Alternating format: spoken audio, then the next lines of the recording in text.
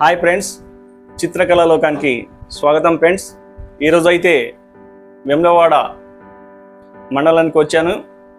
వేములవాడ రాజన్నను దర్శించుకొని ఈరోజు ఆర్టిస్ట్ మదన్న గారి ఇంటికి వచ్చాను.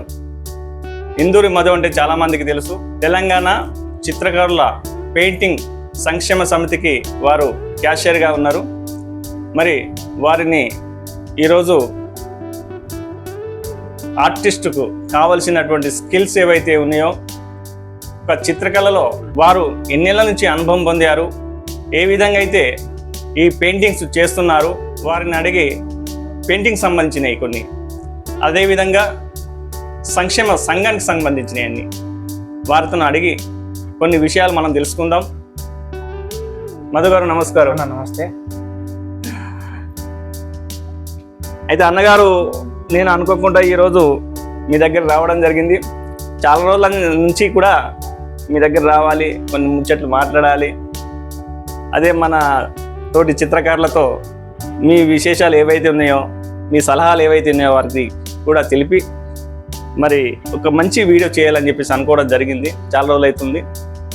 చాలా సంతోషం, ఈరోజు వీలైంది. మీరు కూడా అందుబాటులో ఇంటి దగ్గరే ఉన్నారు.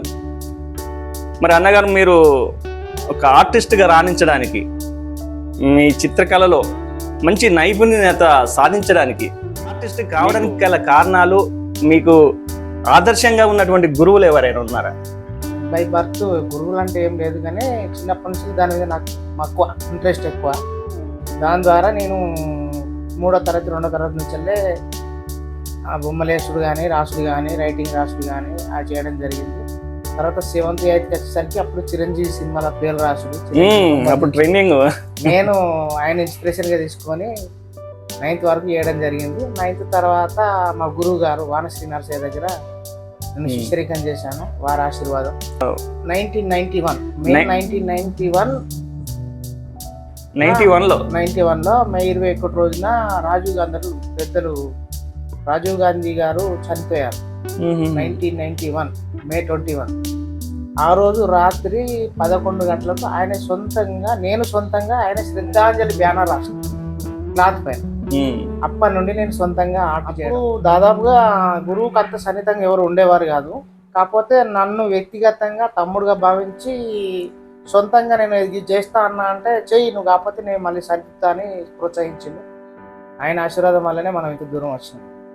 చాలా సంతోషం. మీరు ఆనాటి నుంచి 91 నుంచి ఇప్పటిదాకా ఇదే ఫీల్డ్, వేరే ఫీల్డ్ లేకుండా ఇదే ఫీల్డ్ లో ఉన్నారు. అంటే టెంపుల్స్ కూడా చేస్తుంటారా? గుళ్ళు చేస్తా, ఎక్కువ కమర్షియల్గా ఇష్టపడతా. టెంపుల్స్ కూడా చేస్తాను. మరి కమర్షియల్గా చేసినంత లాభం గుళ్ళలో ఉన్న పేరు ప్రఖ్యాతలు తప్ప ఆదాయపరంగా తక్కువ లాభం ఆర్జిస్తాను జరుగుతుంది. కాబట్టి కమర్షియల్గా చేసుకుంటే రోజువారీగా లిక్విడ్గా అమౌంట్ చూడగలుగుతాం మనం.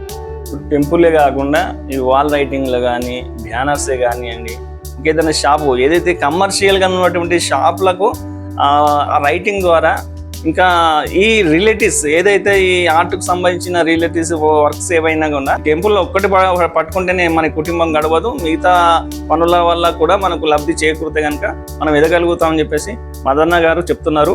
మరి ఆ టెంపుల్స్లో మీరు ఏ రకాలు, అంటే మనం ఎలాంటి గుళ్ళు చేసేవాళ్ళు? ఎల్లమ్మ, పెద్దమ్మ, పోసమ్మ, రీసెంట్గా దుర్గమ్మ, మైసమ్మ, కట్టపోసమ్మ, ఇలాంటి చిన్న చిన్న గుళ్ళు, చిన్న పెద్ద ఎవైనా మనకు వర్క్ను గౌరవించాల్సిందే. 1000 రూపాయలదైనా చేయాల్సిందే, 1,00,000 రూపాయలదైనా చేయాల్సిందే. వర్క్ విలువేయాల్సిందే.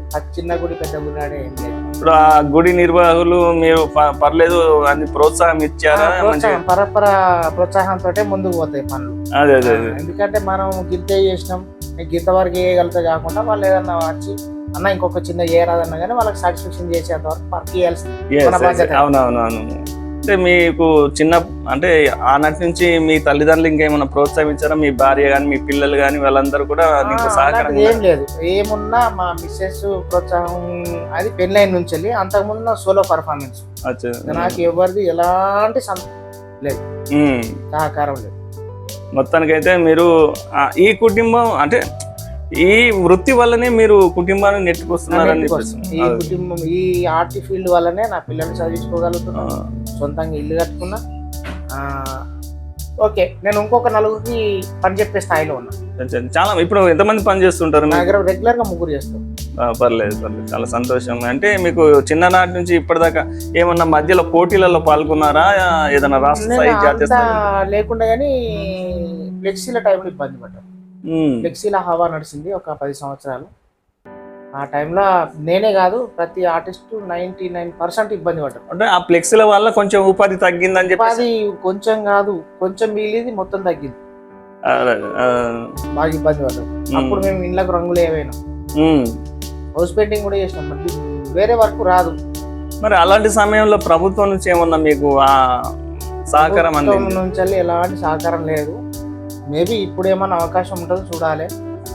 మన వంతు ప్రయత్నంగా ప్రభుత్వం దృష్టికి మన పనులు ఏం చేయాలి, ఏం కథ అనేది మనం ప్రభుత్వం దృష్టికి తీసుకునే ప్రయత్నం చేస్తున్నాం. నా వంతుగా మన అందరి ఆర్టిస్టులు అందరి సహకారం ఉంటే మంత్రి గారికో లేకపోతే సీఎం గారికో మనం పత్రం ఇస్తే మనం ఏమైనా చేయగలుగుతామని ఆశ నాకు.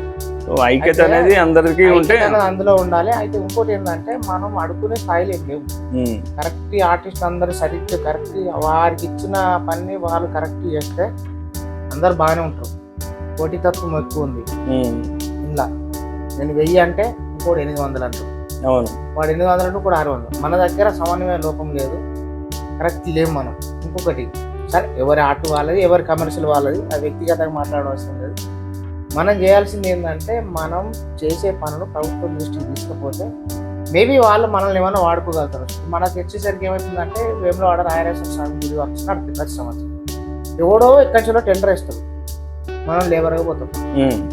ఆ పరిస్థితి రాకుండా మనకే సొంతంగా వర్క్ ఇస్తే ఈ ఆర్టిస్టులు కలిసి చేసుకుంటే మనకి 10 రూపాయలు మిగిలే అవకాశం ఉంటుంది. ఆ దృష్టికి నేను ప్రభుత్వం దృష్టికి తీసుకుపోవాలంటే ఏంటంటే ఇప్పుడు కాంట్రాక్టర్ ద్వారా వర్క్స్ వస్తున్నాయి కొన్ని గవర్నమెంట్ చేసిందంటే వాడు పని అయిపోయేదాకా ఫస్ట్ వాడు 50 రూపాయలకు మాట్లాడుకుంటాడు, మనం 30 రూపాయలకి ఇస్తాడు. ఇస్తే మనకేం చేయాలి? ఆ 30 రూపాయలని నగదు రూపాయలకి ఇస్తే 5 రూపాయలైనా సరే వీడు సంతోషపడతాడు. ఈ 30 రూపాయలు ఇవ్వడానికి బిల్లు వచ్చేదాకా అప్పుడు మనం అట్లా ఇబ్బంది పడుతుంది. బిల్లు రాక ప్లస్ సొంతంగా పెట్టుకునే స్థాయిలో ఆర్టిస్టులు లేరు, పెట్టుబడి పెట్టుకునే స్థాయిలో లేరు.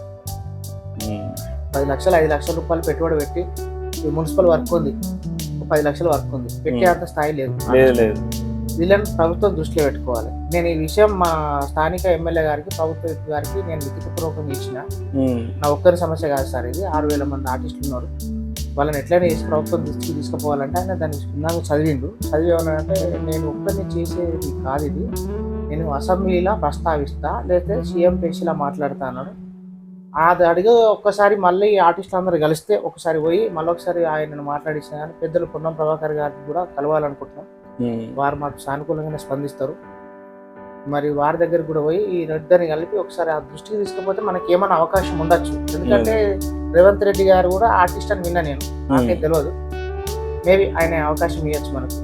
కేసీఆర్ గారికి నేను చేయాల్సిన పని మస్తు వర్క్ చేసినాం అప్పుడు. ఆ టైంలో 2 ఉమ్మడి జిల్లాలు 10 రూపాయలకు గోడ చొప్పున ఉద్యమ సమయంలో 10 రూపాయలకు గోడ ఎవరు రాయారు. ఆ ఉద్యమం తెలంగాణ మీద అభిమానంతో 2 ఉమ్మడి జిల్లాలు రాసినారు. మిత్రుడు ఇంకో నరేష్ ఉండే చనిపోయాడు ఆర్టిస్టు. 2 ఉమ్మడి జిల్లాలు 3 నెలలు రాష్ట్రం. మాకు గుర్తింపు రాలేదు. ఇప్పుడైనా వస్తుందని ఆశ. ఇప్పటికైనా ప్రభుత్వం, ఇప్పుడున్న ప్రభుత్వం మమ్మల్ని గుర్తిస్తుందని ఆశాభావం వ్యక్తం చేస్తున్నారు. ఆ ప్రభుత్వం కూడా ఏదైతే ఆర్టిస్టులకు సమస్యలు ఏవైతే ఉన్నాయో ఆ సమస్యల పట్ల వారు ఉన్నతంగా వాళ్ళు పరిశీలించి తగిన న్యాయం చేస్తారని చెప్పేసి ఈరోజు మదన్న గారు ఆ విధంగా నేను ప్రయత్నం కూడా చేస్తున్నాను, వాళ్ళ దగ్గరికి వెళ్తున్నాను. మంత్రి గారితోని, విఏపీ గారితోని, ఏదైతే ప్రభుత్వ విప్ ద్వారా కూడా నేను ఆ ప్రయత్నాలు కొనసాగిస్తున్నాను అని చెప్పేసి మదన్న గారు అంటున్నారు. చాలా మంచి పరిణామం. ఐక్యత అనేది ఆర్టిస్టులు అందరికీ కనుక ఉన్నట్టయితే ఇవి ఖచ్చితంగా ఈ సమస్యల పట్ల మనం విజయాన్ని సాధిస్తామని చెప్పేసి మదన్న గారు ఈరోజు ఈ సందర్భంగా తెలియజేస్తున్నారు. ఇంకా కొన్ని విషయాలు వారితో మాట్లాడి ఇంకా మనం తెలుసుకోవాల్సి ఉంటుంది. ఇవాళ మీరు టెంపుల్స్ చేస్తున్నారు, చాలా కొన్ని గుళ్ళు అయితే ఎత్తు అయితే ఉంటాయి, కొన్ని గుళ్ళు అయితే చిన్నగా ఉంటాయి. ఆ క్రమంలో నిత్యం ఎక్కాల్సి ఉంటుంది, గోపురాలు కూడా ఎక్కాల్సి ఉంటుంది. మరి ఆ క్రమంలో ఎవరికైనా ఇప్పుడు మీ వర్కర్లు 3 ఉన్నారా, 4 ఉన్నారు, మీరు కూడా ఎక్కుతుంటారు, ఏమైనా ప్రమాదాలు జరిగినాయా? మా వర్కర్లకి ఏం జరగలేదు, కానీ నాకు భయంకరమైన ప్రమాదం జరిగింది. అదే 2001 మేబీ 2001 మార్చిలో అనుకుంటా. మేము రాసే బోర్డు 16,000. ఒక్కరోజు 2 రోజులు అవుతుంది. పలంచ కట్టించుకొని రాసుకోవాలి మనమే. ఇది కట్టెలు కట్టుకొని రాసుకోవాలి. ఎక్కిన, కలర్ వేసిన, దిగిన, రాసిన, అమ్మన, దిగిన, పోయిన గీతలు పట్టే టైంలో దానికి నిచ్చెనలో 2 సపోర్ట్ పెట్టిన. పక్క పొంటి దుకాణం అతను వచ్చి తనని ఇచ్చిన తన తీసుకుని వెళ్ళి నేను చూడలేదు. ఎక్కిన పైకి ఎక్కిన సంగతి తనకు తెలియదు. 5 ఫీట్ల పైన అది ఊడిపోయిందని తెలుస్తుంది, నేను పడుతున్నా అని తెలుస్తుంది.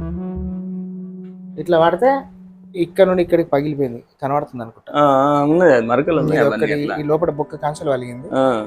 గిన్నె ఒక ముక్కు 3 బోన్స్ ఎరిగినాయి. గిన్నె మోచేతులు లేనింది. 3 నెలలు ఆడుకున్నా.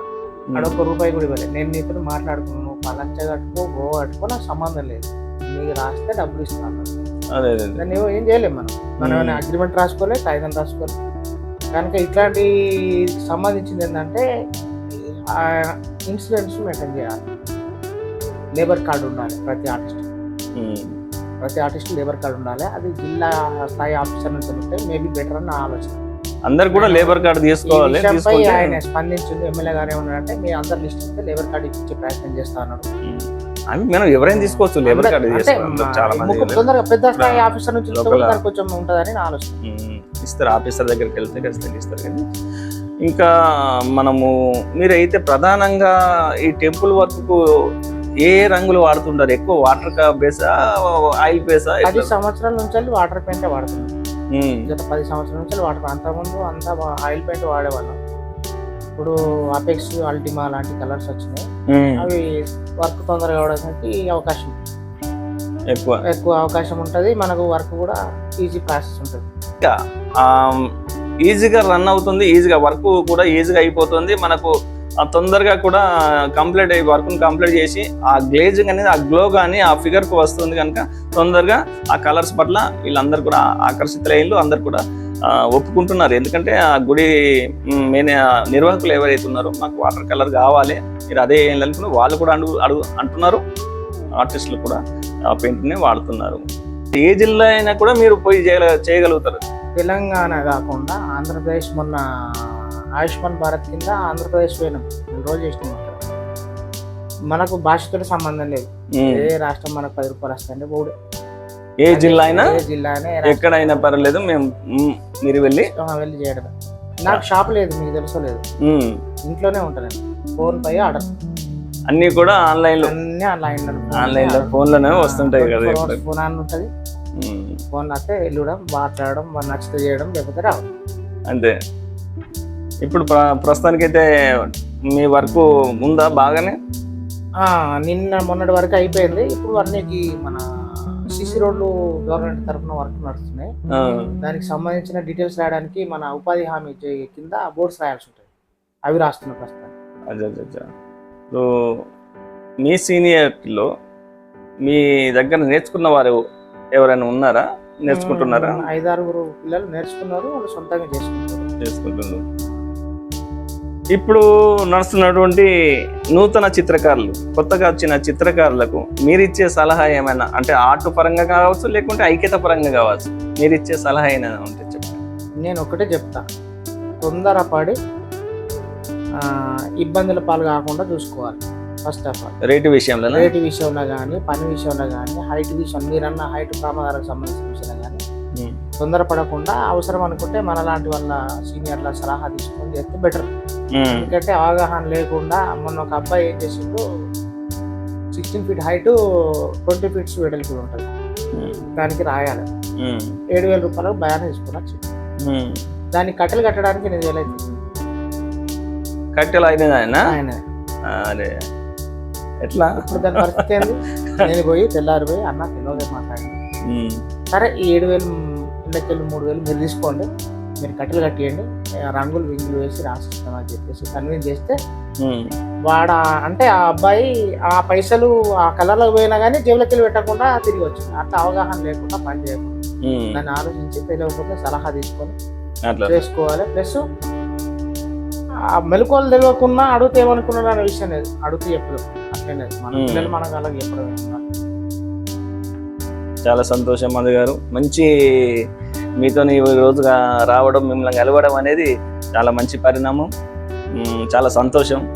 మదన్న గారికి మీ తరపున ప్లస్ మా తరపున అందరి తరపున కూడా మదన్న గారికి నమస్కారాలు తెలియజేసుకుంటాం. సెలవు.